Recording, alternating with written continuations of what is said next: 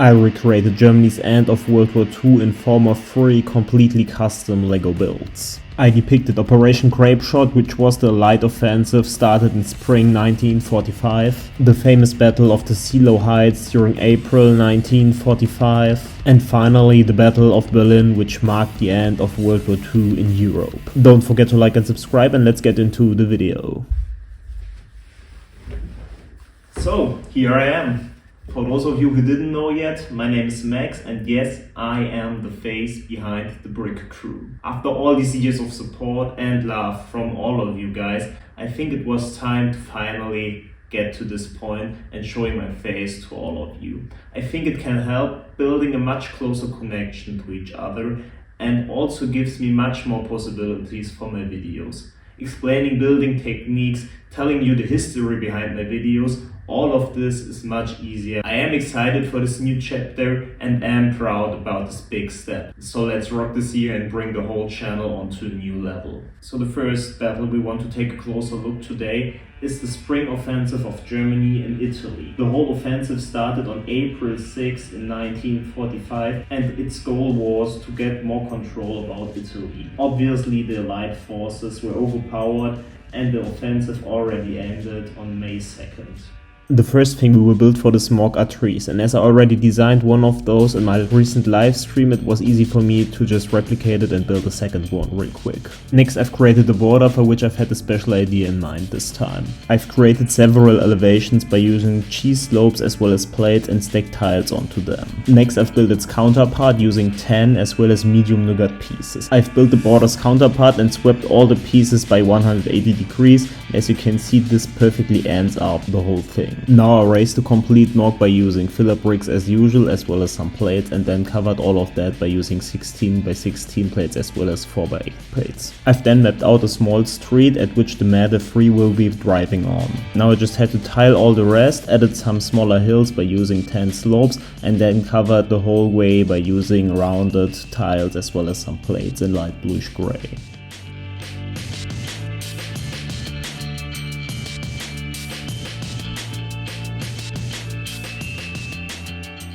The landscape is done, all I had to do now was adding the trees as well as the tank, and the whole build is done.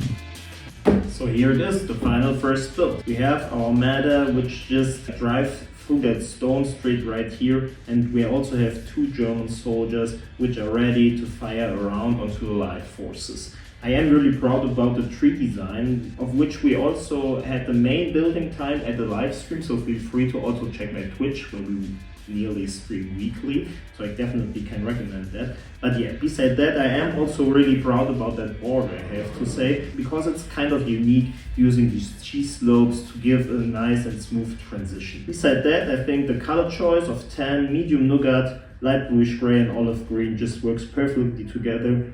And this is a wrap for the first build. This battle was requested so many times, and that's why I've decided to finally build it. The Battle of the Seelow Heights. The battle started on April 16th and only lasts until May 2nd and ends in a Soviet win just due to all the Soviet soldiers and tanks they had. Nearly 1 million Soviet soldiers fought at that hill, also including nearly 80,000 Polish soldiers, which simply was impossible for the German army to defend. After that battle, the Soviet forces were only kilometers away from Berlin, which leads into the third build, but let's focus at the LEGO build at first. My plan for this mock is to build a trench where 2 German soldiers are sitting in. I've therefore already prepared off camera a trench system which I just had to add to the frame. I've used headlight bricks, attached plates to them, and then covered everything with green plates. Next, I've added the 2 soldiers, which are armed with an MG42 as well as an STG44. As you can notice, due to its name, the Seelow Heights were full of hills, which is the reason why I've also decided to elevate the greenery a little bit. I've therefore used a mix of tiles, plates, slopes, curved slopes as well as cheese slopes.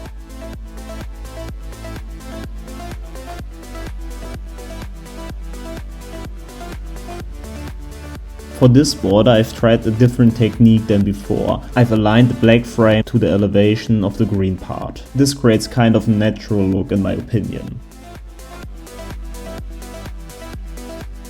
After finishing the layering, I've added a tree as well as a Stuck free off camera, which you will see in a second. Here we are with our second build, the Battle of the Seelow Heights. Again, this was requested so many times from you guys, and I think this scene still deserves a bigger mock at one day, but hey, at least we now build it. The tree again was built in the live stream. Feel free to check my Twitch account out. Beside that we have the Stuck, which I've placed at an angle to give it the look that it just drives down through that hill. Beside that we have this nice MG positioning with two German soldiers trying to hold the line, but we all know how that battle ended. The Soviets had a clear win and the way to Berlin was completely free. We this time have a cleaner border with only black tiles and slopes, but one thing I really like is the elevation of the frame, which I think is a nice technique for some cool frames. So that's a wrap for the second build, so let's get into the next one. You all know that the Battle of Berlin was the final battle during World War II, at least in Europe. Soviet and American forces were just right next to Berlin and ready to invade it. We all know that the Battle of Berlin ended on May 9th and the Soviets were able to destroy and control the complete German Reich. For this final build I've again prepared something special. At first I've grabbed this 2x4 bracket piece, added some plates and tiles at there, and then started layering all the letters which I've prepared off camera. As we're recreating the Battle of Berlin, you can probably guess what I am writing right there. Yes, Berlin 45, which stands for the Battle of Berlin in 1945. Like usual, I've grabbed a bunch of colored filler bricks and plates and then added all the bigger plates on top of it. Next I've grabbed a new part from my collection which I've got in a recent pick a brick order. I've stacked a bunch of them together and then added masonry bricks behind them.